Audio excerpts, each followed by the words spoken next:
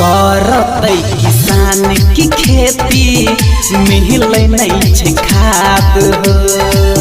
करतै किसान की खेती मिलै नहीं छै खाद हो। भ्रष्टाचार नेता सबके लागै नहीं छै लाज हो। करतै किसान की खेती मिलै नहीं छै खाद हो। करतै किसान की खेती मिलै नहीं छै खाद हो।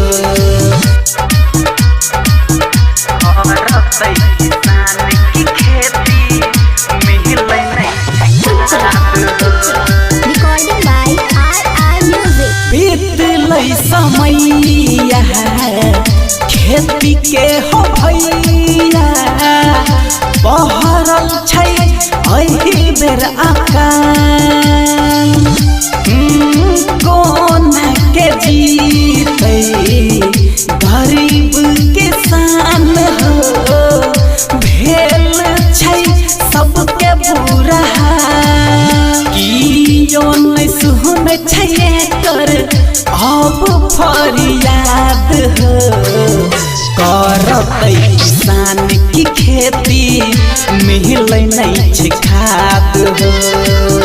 करतै किसान की खेती मिलै नहीं छै खाद हो। करतै किसान की खेती मिलै नहीं छै खाद हो।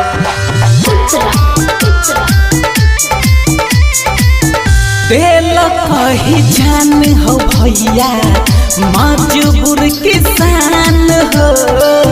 खेती के बने छै व्यापार कोनो सहयोग नहीं मिले सरकार से। कहै छै के किसान रफ्तार राजा राइटर कहै छै हेतै बड़का विवाद हो। करतै किसान की खेती मिलै नहीं छै खाद हो।